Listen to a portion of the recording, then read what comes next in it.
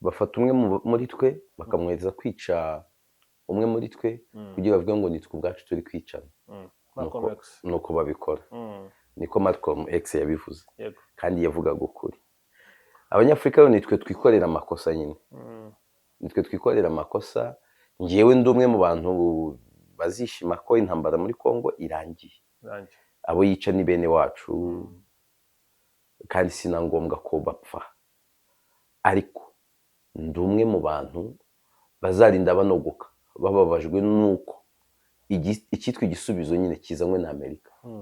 Kubera iki? Umutegetsi w'umunyafurika wese muzajya mubona aba bantu bari gutuka, bari kumudemoniza, bamugize satani. Faites attention, hari icyo ari gukora mu nyungu z'abaturage be mu gihombo cy'abariya abantu. Uje Washington bakamuha intebe yikara akicarira mu ya perezida, uwo ngo abagiye kugurisha igihugu. Harimo ikintu nakita remoteness. Afurika y'Epfo n'u Rwanda ntabwo byegeranye, ntabwo byoroshye ko barwana ngo byorohere Afurika y'Epfo, kubera ko Afurika y'Epfo ubwayo iri kure nyine. Noneho uretse no kuba kure, yego bifitanye conflict, ariko Afurika y'Epfo ishatse kurwana n'u Rwanda byayisaba ibi bihugu. Tere nziza bakabaye bifashisha ni Kongo. Kongo n'u Rwanda intambara irasa nkaho iri gushyirwaho iherezo, cyangwa se intambara irasa nkaho iri kurangizwa mu bundi buryo. Ibyo rero nkabibona nkaho bigoye. Cyokoza ntabwo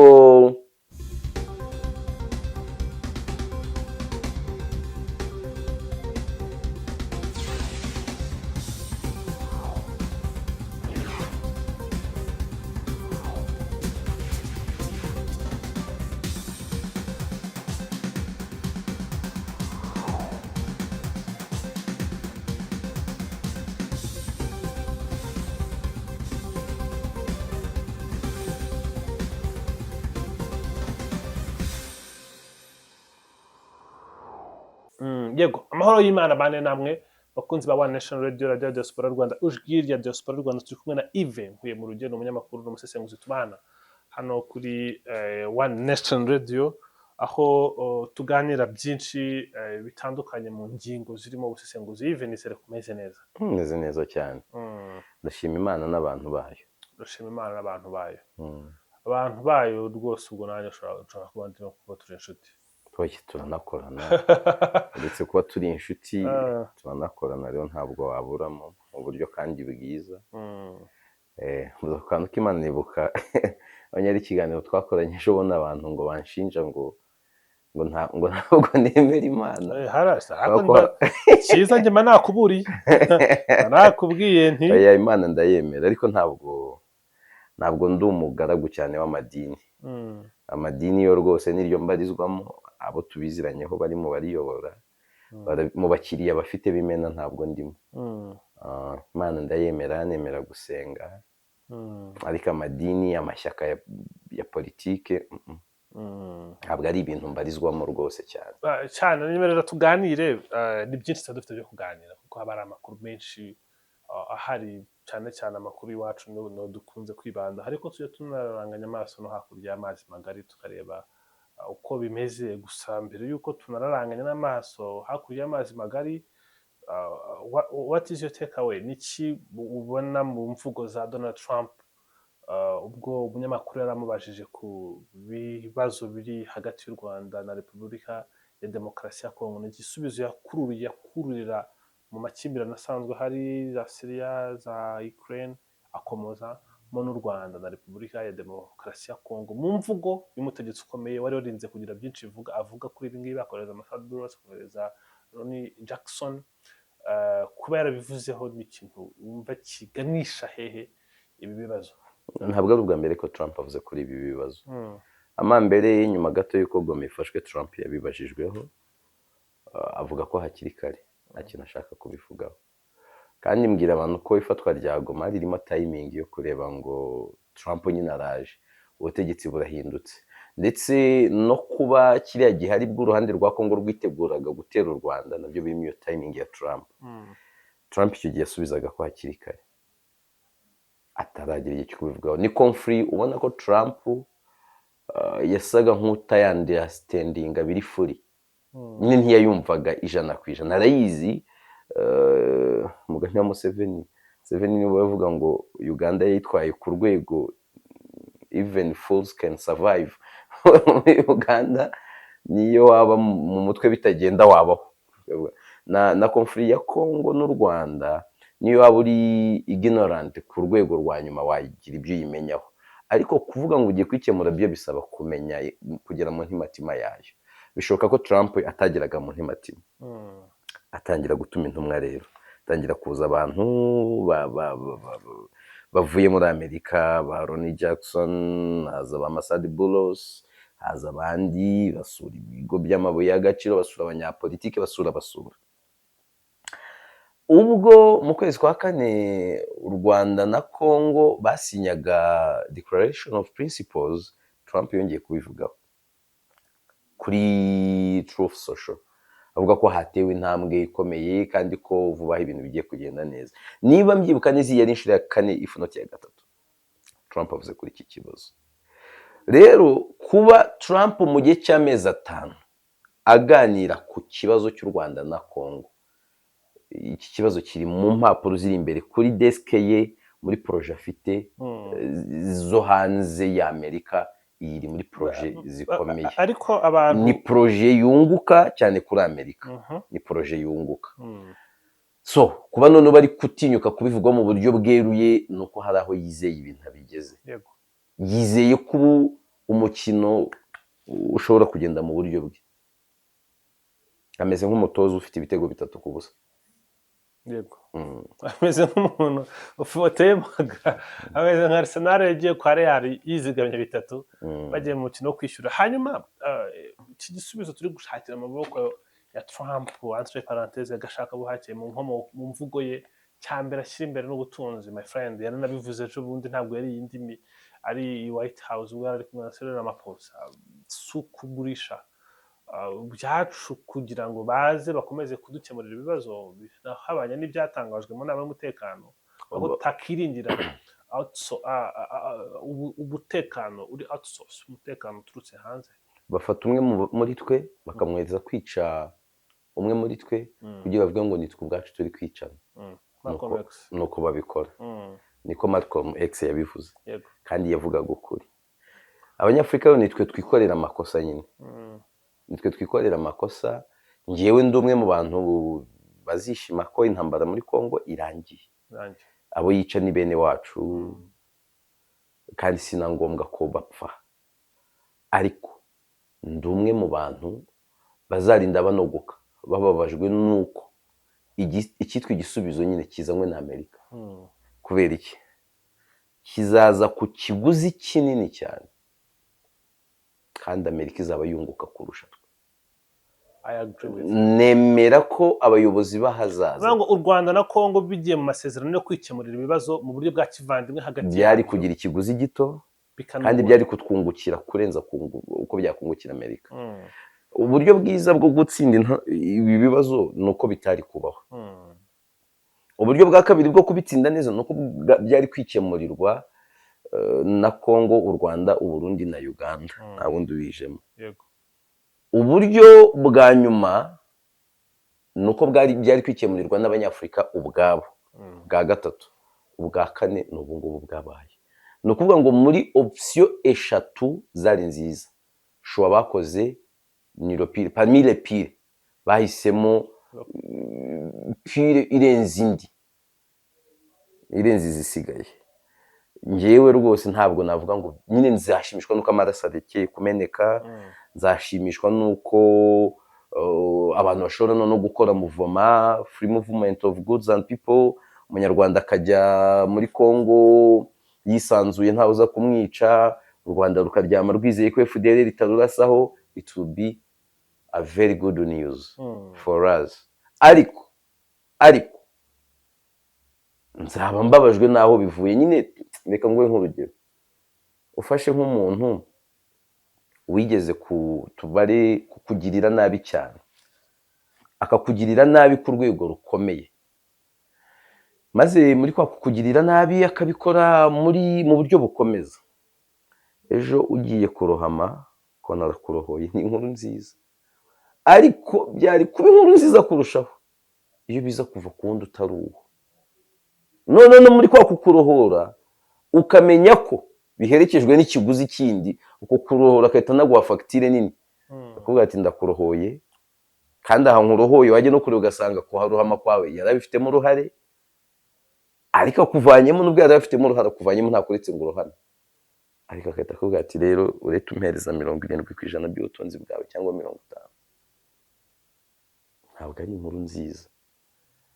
Nyine ku ruhande rumwe Tshisekedi arasawundinga nk'uwagurishije igihugu, ababitekereza gutyo bafite rezo, ariko ku rundi ruhande abantu bakwiriye kumwumva, nawe ni umunyagihugu, basanakeneye ko amateka azibuka kuvuga ngo ku butegetsi bwa Tshisekedi intambara zo muri Kongo zarahagaze.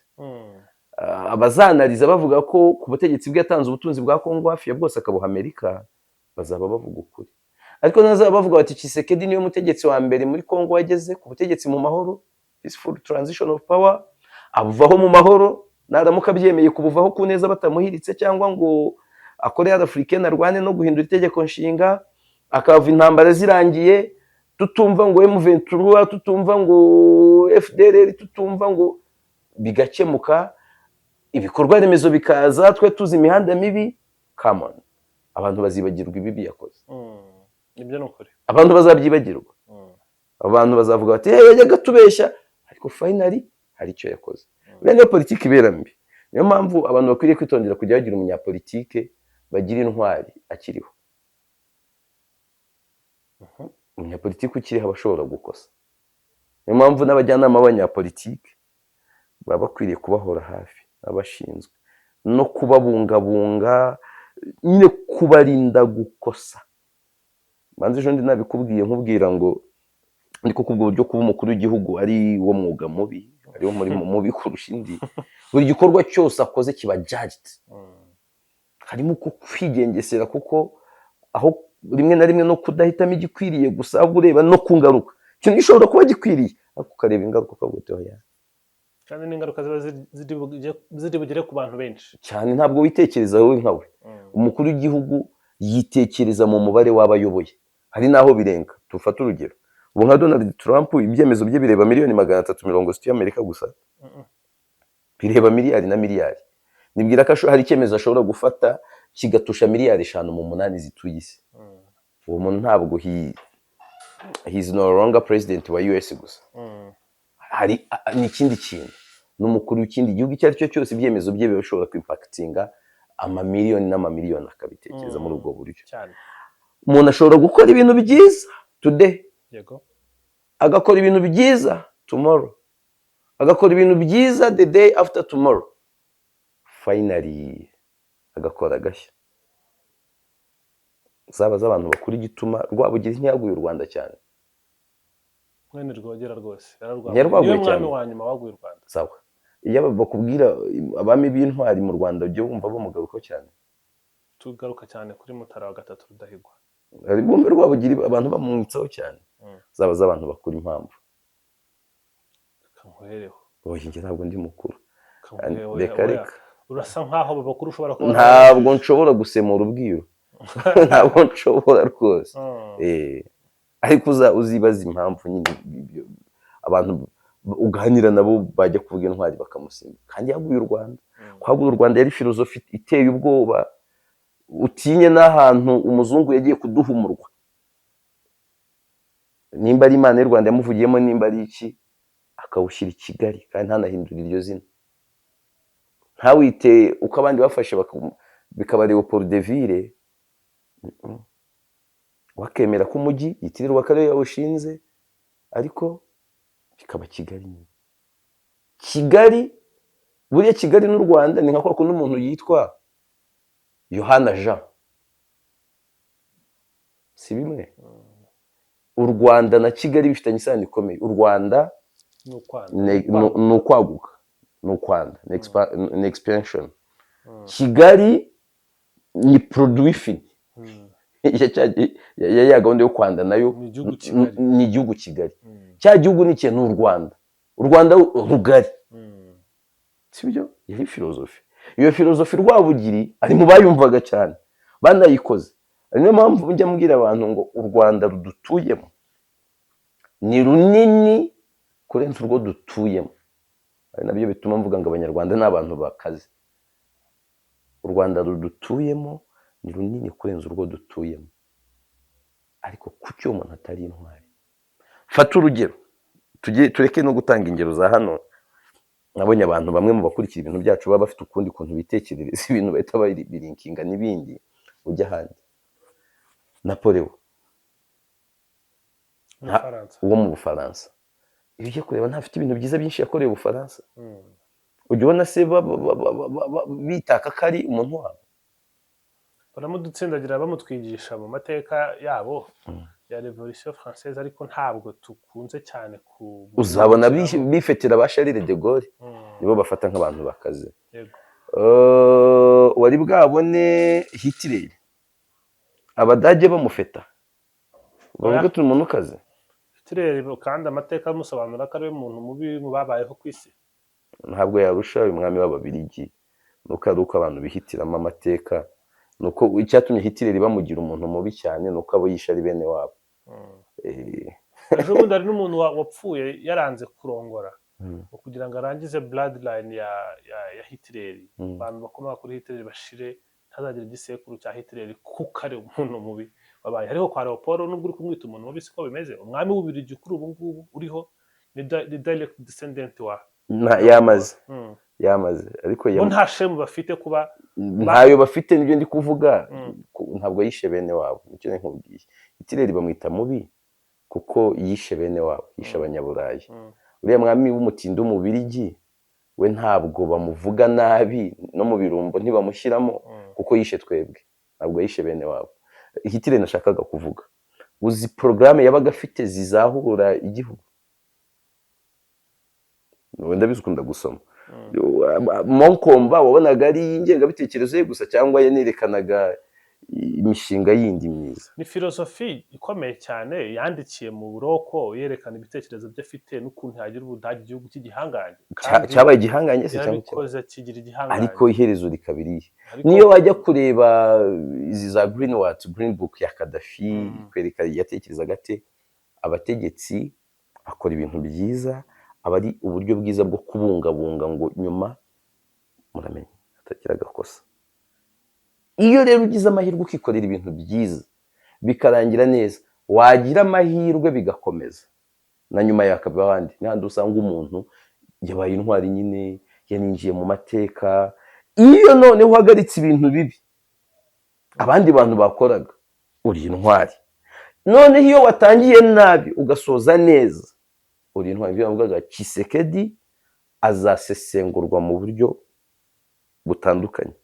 Hano aracyafite amahirwe yo kuba abantu bazamwibukira muri ibyo bintu bitatu. Yagiye ku butegetsi mu mahoro. Kujya ku butegetsi mu mahoro no gutegeka peaceful transition of power ya mbere muri Congo. Akagira akanemera kubuvaho mu mahoro, ntahindura itegeko nshinga abantu batamuhiritse. N'indi legacy ya kabiri muri Congo, habayeho peaceful transition of power ya kabiri. Noneho ibyo bikaba n'intambara yarangiye. Ibyo abazashaka bazabisesengura neza, abandi bajya kure nyine nk'ibyo ngubwo. Nanjye ndababaye ku bw'aya mabuye.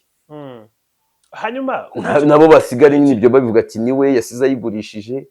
Bose bazaba bafite ukuri. Gusa igihari gikomeye nuko kuba Amerika yaje kandi niyo yaza ntabwo ari ubutegetsi bwa Trump buje. Haje Amerika, yaba ari hataba ariho aya masezerano nayo igihe kirekire. Nabonye hari amasezerano bajyaga basinyisha abantu hariya muri Afurika y'Epfo. By the way, ni amasezerano yo mu 1600 ubwo Abahorandi bazaga bagafata ubutaka bwose bakabwandikaho. Ni amasezerano yo mu bukoloni Abongereza baje. Ntabwo bari Abahorandi gusa burya. Buriya kubera ko aba Boers, iryo jambo ryo ryakoreshejwe cyane nyine bivuga aborozi, kandi Abahorandi nabo buriya ni abantu bakunda korora cyane inka. Ariko buriya aba Afrikaners barimo Abahorandi, barimo Abafaransa, harimo n'Abadage ariko nanone big parts bari Abahorandi na wundi waje bwa mbere sinkunze izina rye rikunze kuvuga ngo yavumbuye Afrika y'Epfo ngo ni Jan van Riebeeck ngo niwe wavumbuye Cape of Good Hope oya naho ntabwo ibi bintu nabyo nagasuzuguro umuntu akifata ahantu abantu barahabaye imyaka ingahe Afrika y'Epfo buriya naho haba Ababantu mu mateka bazatubwira ngo Ababantu bava za Cameroon na Nigeria baraza nko mu myaka 2000 baraza batura muri ibi bice turimo barakomeza bagera hariya bamigrating bajya hariya wowe uraje ejo bundi mu myaka 600 ngo watuvumbuye uzi ba data na basogokuruza babayeho hantu uretse kwiyemera no gusuzugura abantu wavumbuye iki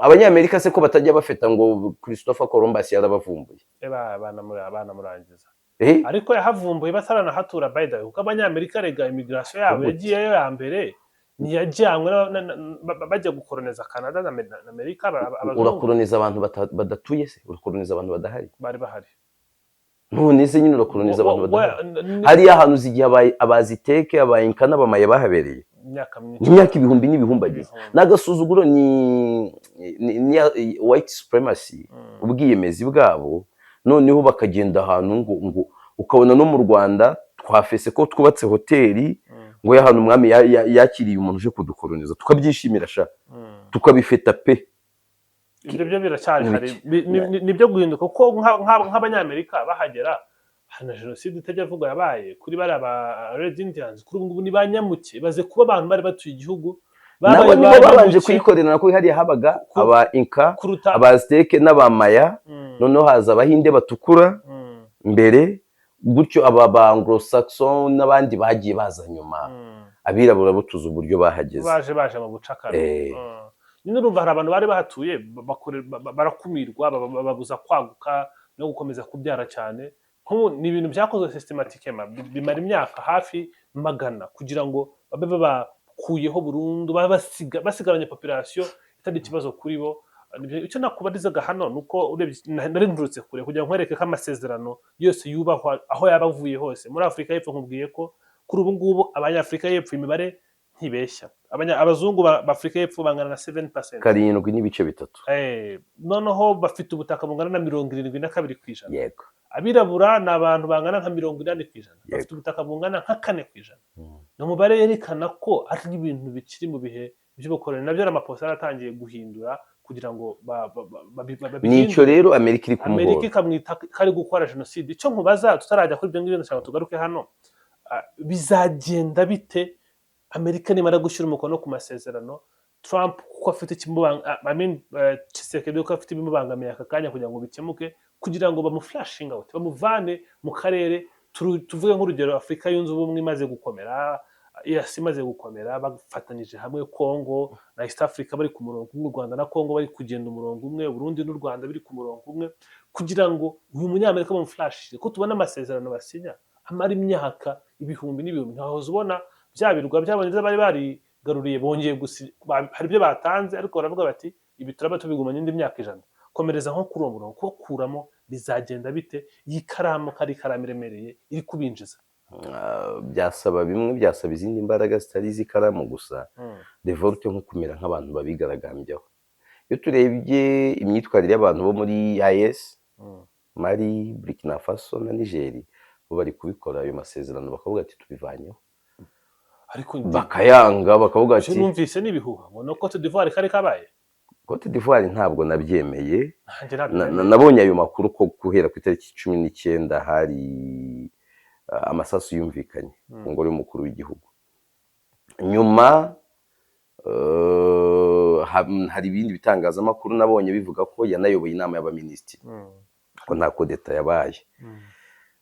Ariko ibintu biri muri Cote d'Ivoire sinkugoramisha aho ibiri muri Cote d'Ivoire n'ubundi byayiganishaho.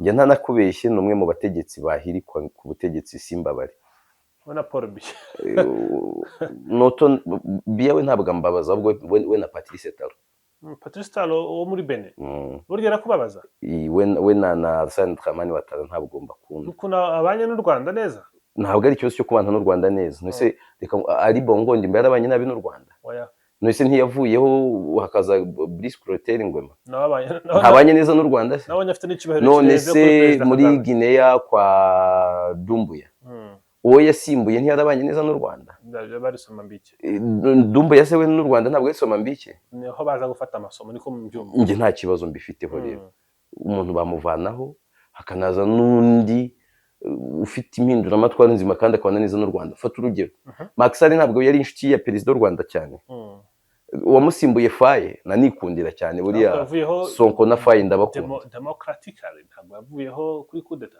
shangiriye nyita kudeta kuko ngo byanyuze mu matora yashatse guhindura itegeko nshinga baramunanira afunga abantu ngo batazatorwa basi hatorwa bazakoreramo biramunanira abantu batorwa atabishaka hariya okay we yari yakoze constitution no kubayiburizamo reka mbyite gutyo bayiburijemo nivugiraga rero nitangiraga ingero ziriya zo muri AES ubona ko bagenda baka abantu ibyo byangombwa none bakamera nko babivugurura ubwo buryo burashoboka ariko buzashoboka nyine abantu biteguye kuribwa no kudakoronizwa n'aba bantu aba bantu uburyo bwiza bwo kubarakarana n'uburyo bwo kubamerera nabi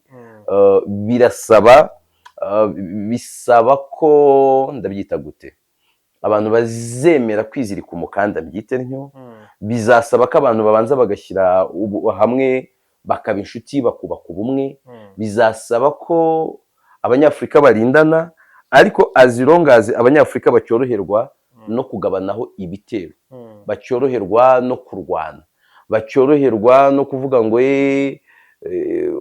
Burundi bwarwana n'u Rwanda kuko wabuze uvuga ngo Union Africaine yarakomeye Union Africaine ntabwo yakomera imiryango iri regional idakomeye impossible nka EAC uyu munsi iri on the verge of collapsing again yabayeho muri 67 muri 77 irasenyuka iragwa muri 2000 barayigarura 2005 u Rwanda n'u Burundi bajyamo ariko kugeza muri 2008 u Burundi ntibwabashaga gutanga umusanzu uyu munsi u Rwanda rwishyurira u Burundi imisanzu narwo ntabwo ruri koroherwa no kwitanga ejo ninoze ndeba Kenya nicyo gihugu cyonyine kiri yarayine mu misanzu nyamara bwa mbere isenyuka Kenya na Uganda bari gutuma isenyuka uyu munsi Uganda Kenya na Tanzania ntabwo umubano umeze neza u Rwanda n'u Burundi na Congo harimo birantega Sudan harimo intambara z'ubutegetsi Somalia umutekano ntawo baratanze umusanzu wose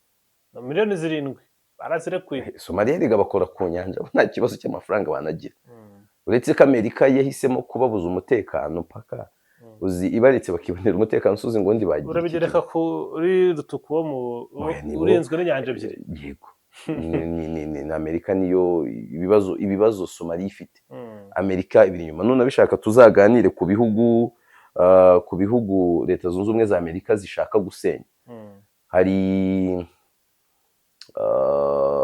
bamwita gutuye umuriyete na generali wo muri Amerika ni Clark umwirabura umujenerali muri 2003 werekanye wasohoye amakuru ku bihugu 7 bya Kisilamu leta zunze ubumwe za Amerika zishaka gusenya muri Afurika burya harimo Libya na Somalia Libya barayirangije rero Somalia buri Amerika ibagira inzika cyane kubera ya operation ya Black Hawk abanyasomalia bari bamaze abanyamerika Amerika niyo mpamvu nta nama operation menshi ari kure yabo barabasha kosa nari ko Somalia iri gusenywa nari raterabwoba rihari rya buri munsi iterabwoba ni iryandirizanwa nande ariko uransetsa iterabwoba riri mu isi ni iryande Amerika uyifata nk'irwanya iterabwoba cyangwa ifata nk'ishyigikira iterabwoba Bush avuze ko bagiye gutangira war on terror iriya ntambara nicyo yari igamije yari yo gusenya bya bihugu yari yo gusenya Iraq gusenya Iran gusenya Afghanistan gusenya Somalia gusenya Libya gusenya Syria no gusenya Sudan muri Afrika harimo ibihugu 3 muri iyo projet Sudan bari kwigendera none nakubwenge igihugu gisigaye batarabasha ni Iran muri bya 7 babaraga ibindi barabirangije hakuransetsa iterabwoba tuba tuvuga Osama bin Laden yari umukozi w'abanyamerika ntiyari umukozi wabo umuntu ashaka ko umukozi w'abanyamerika akabagambanira buse Edward Snowden ubu ni umukozi w'Amerika yabyigiye hese yabyigiye muri Amerika nyine ubushobozi ibyo yakoze mu byo bavugaga ngahanganye na Amerika ibyo yakoze yaba yarigeze akora ibisa nk'abyo akiri inshuti na Amerika cyangwa ntabyo yakoze yarabikoraga ariko wenda ntiyagabaga ibitero kuri Amerika. Ujye kubara ukoresheje muri ya ntambara y'abasoviyete, yego barwanya abarusiya muri za Afghanistan baramukoresheje. Ubare uyu Jolani uyoboye Syria none ntabwo yahoze yitwa umuterabwoba, yabaye muri Al-Qaeda, amafoto n'amazina ye birahari. Nyuma ashinga undi mutwe witwa HTS nabo bawitaga iterabwoba, kuki yavanyeho Assad se bitaga umuterabwoba musimbuza undi muterabwoba. ko kurwanya iterabwoba ntabwo wasimbuza umuterabwoba undi muterabwoba. Bishoboka bite ku rwego wafata Assad ukamwita umuterabwoba? Ubwo rero abantu no gufungura amaso, abantu bave mu bintu, ntitugendere ku byatangajwe na West ngo uyu muntu ni umudiktateri ngo ni umuterabwoba ngo ni iki. Gute wavuga ngo muri Burkina Faso hari imitwe y'iterabwoba, hakaba hari Kapiteni Ibrahim Traoré urwanya iyo mitwe nawe bakaba bamurwanya? Bishoboka bite? Bakaba bari guhuza amaboko kuki bamurwanya? Ni gute? Ntabwo bishoboka. Aba bantu ntibashyigikiye Ukraine. Nta bimenyetso twabonye ejo ndi mu minsi yashize ko Ukraine itera inkunga Abatuareg bagaba ibitero muri za Mali. Nta banya-Ukraine bafatiwe muri Sudani barafashwe. Haba ibi bintu abantu bita ngo ni iterabwoba, aba bantu nibo babiri inyuma. Reka twigarukire ku ntama zacu kuko ibyo ni ikiganiro kindi kinarambuye cyane kinafungura n'abantu imyumvire. Aho utanze urugero nakunze kuri Hitler na Leopold, ntabwo dukwiriye kugenda n'ibyo tubwiye byose dusomera. Nari igitabo nasomye cyitwa Bona Crime cya Trevor Noah, bagiye ahantu muri community y'abajiu bafite umuntu uba muri genge yabo witwa ngo ni Hitler, wari umubyinnyi cyane. Trevor Noah yari umu-DJ, baragenda bari kubyina, umuntu arabyina cyane bose bari ngo go Hitler, ngo go Hitler. Abajiu barababara cyane, bataba bavuga ati ni gute mwaza hano mukaza mukaririmba ngo go Hitler, go Hitler.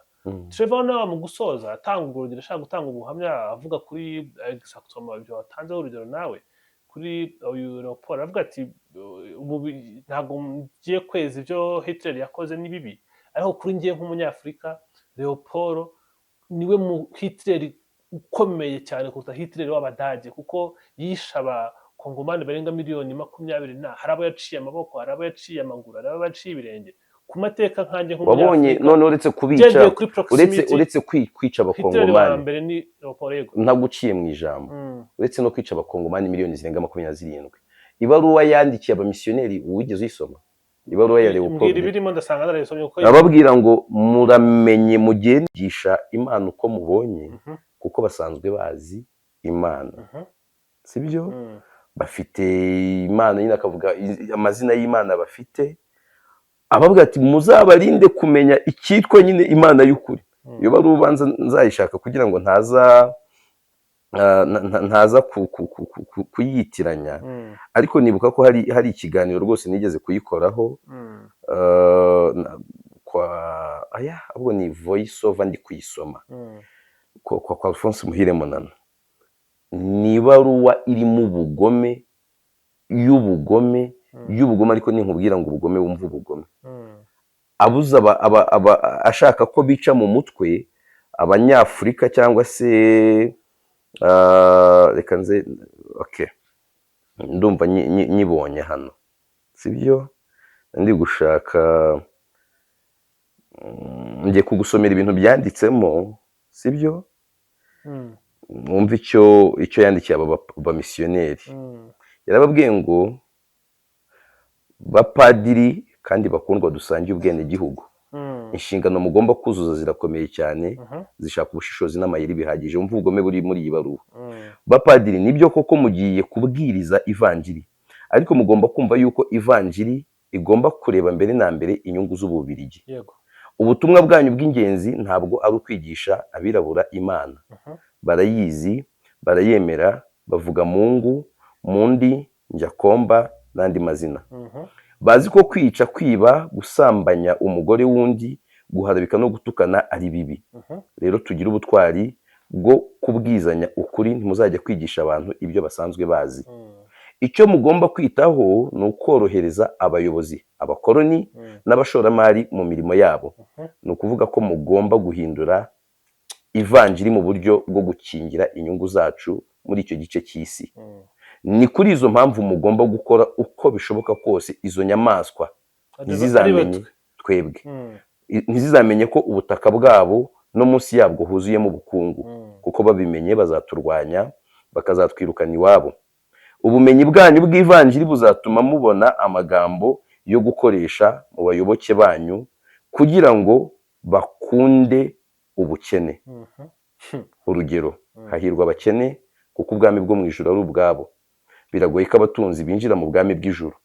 Muzakore uko mushoboye kose abirabura bajye batinya gukira kugira ngo bumve ko ijuru ari iryabo. Mugomba kubacamo ibice mukababuza uburyo bwose bwatuma bagira imbaraga zo guhangana natwe. Ndabakangurira kugira ngo ntibazigere baturwanya, ahubwo twebwe twabigizayo. Mugomba cyane cyane kwibanda ku rubyiruko ntiruzagumuke. Niba amabwiriza ya padiri agomba kuyobora ababyeyi, abana bo bafite inshingano zo kubaha icyo so wa roho agutegetse, spiritual father cyangwa se pere spirituel. Mwite cyane cyane ku kubumvisha ko bari munsi yanyu, bagomba kubumvira. Ni ndende, nta nubwo nanakomeza kuyisoma. Ariko ibyo bintu nibyo birafungura amaso abantu. Ikintu kiri kumbabaza mu kuri kubivuga nuko izo nyandiko zashepinze iyo myumvire kugira ngo babone uko bashinga ibirindiro. Abantu batangiye no kujya bayisaba. Nabanje no kujya ngira ngo ibaruwa ni propaganda y'abapanafricaniste. Nibariza umwe mu bapadiri, ndamubwira nti hari ikintu uzi kuri ibaruwa, kandi bano bakuru b'abasaza. Ambwira ati nanjye nigeze kwiganiraho n'undi mupadiri kera cyane niga ibindimo. Atambwira ko ibyo bintu ari byo. Ikintu kibabaje nuko kugeza amagingo ibyo bintu bigikurikizwa. Haracyarimo ibintu byo gucamo abantu ibice kugira ngo babayobore, n'ibintu byo kumvisha abantu ko kubukennye uba uri mu nzira nziza, ko nta kibazo gihari cyo gukena, cyuko umuntu ujya kumubwira ibyaha wakoze ari umuntu uri aho mutafitanye n'isano, ariko twajya imbere ya ribu tukabihakana. Urumva ngo umuntu ngo ari buze ko cy'ubukene cyo nicyo kiba kibabaje, kuko Afurika urugero dutanga buri munsi. Nuva naranaguhaye ubushize, ariko nongere nduguha. Hari ubushakashatsi bwo muri 2010 bwagaragaje ko Afurika ariyo most religious continent. Nigeria ifite abayoboke ba Church of England kurusha Ubwongereza. Nakamenye nkavanye kuri diplomate, bitangiye kubiverifiya. Congo ifite abavuga igifaransa benshi kurusha Ubufaransa. Come on, sibyo? Ibintu iyo umuntu abivuze bitavuga ngo ntabwo ngo yemera Imana, tureke kujya mu bumana buhumye.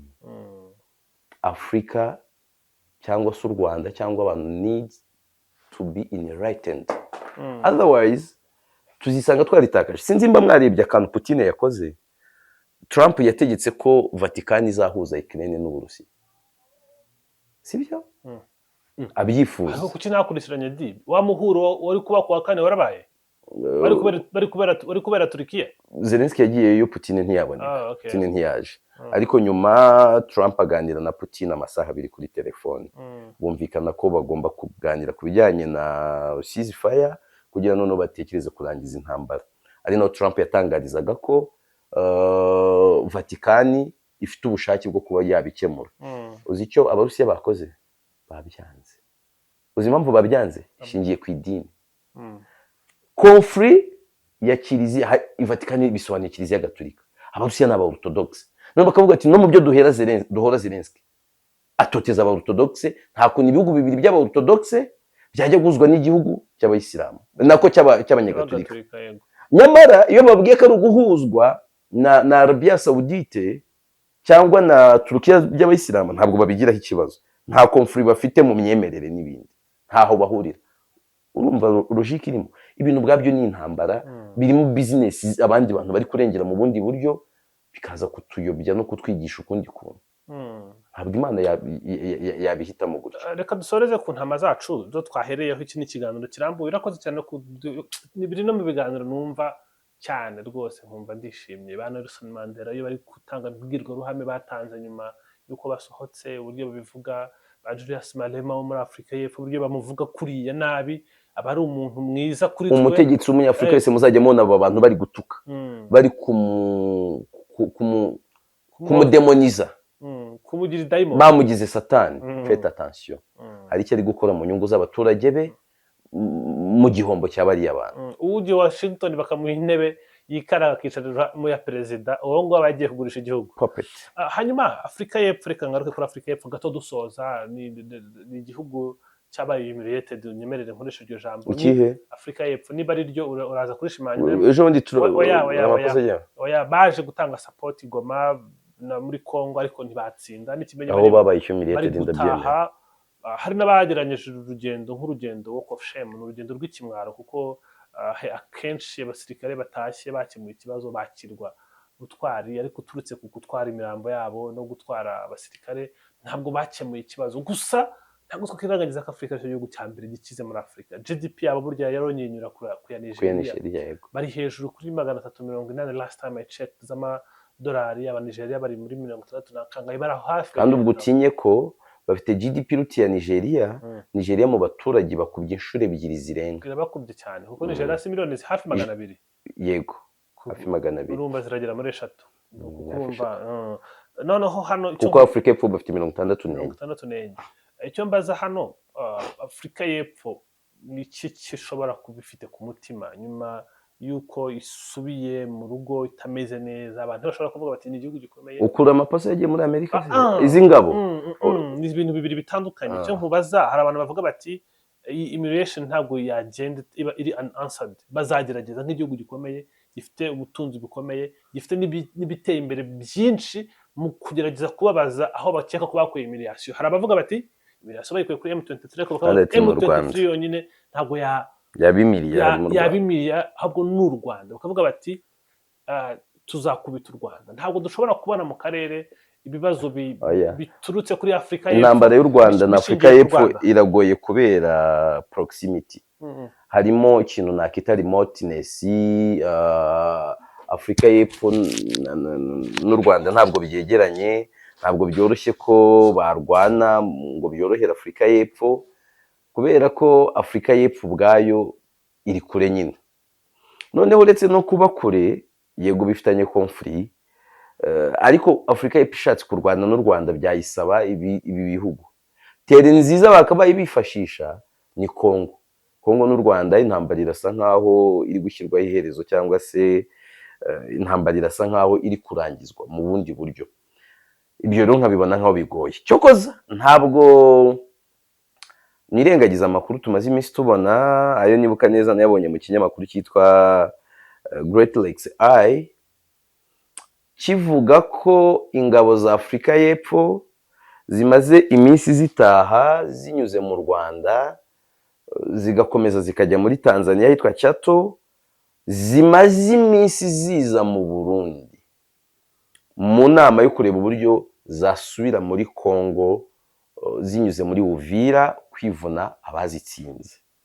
Ibyo ngibyo bibaye koko hari amakuru aba nyine, niyo mpamvu dukotinga tuba tudafite control cyangwa se ubushobozi bwo kuza kuyaverifiya.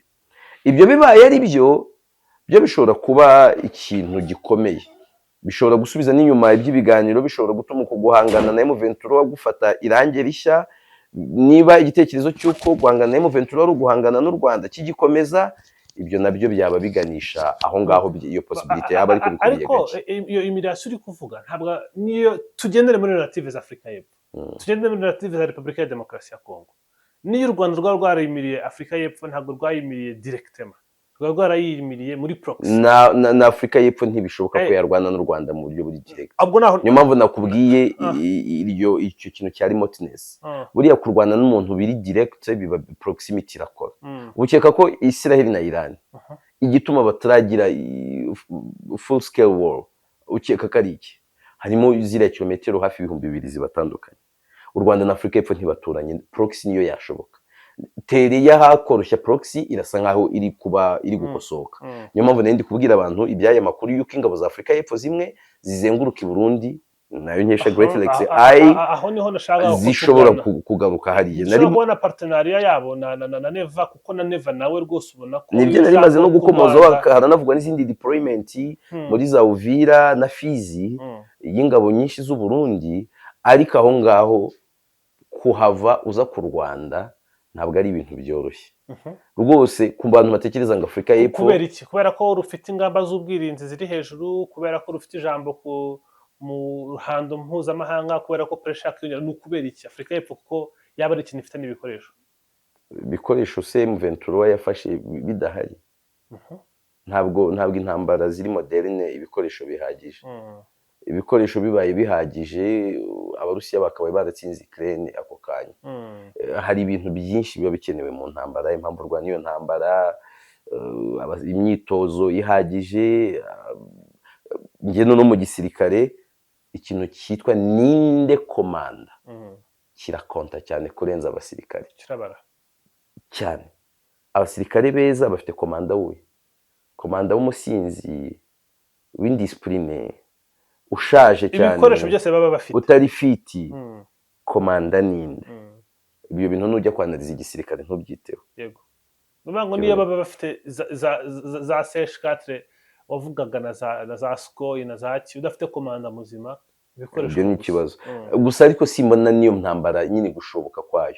Izo proximity hariyaho, not proximity, proxy wars zakunda, ariko ntizajyamo efficacité kubera iyo koze, kubera iyo distance ndende, no kubera gutinya kongera kuba igiye muri proxy. Mu gusoza amahirwe menshi ubona yakegera Burundi bwo bakiyangaje kurwana n'u Rwanda direct, cyangwa yashaka nk'umutwe witwaje intwaro. Ese uwo mutwe waba FDLR cyangwa hari mundi mushya? Biragoye kubibara gutyo. Umuntu akurikije amakuru asanzwe, Burundi n'umukandida mwiza.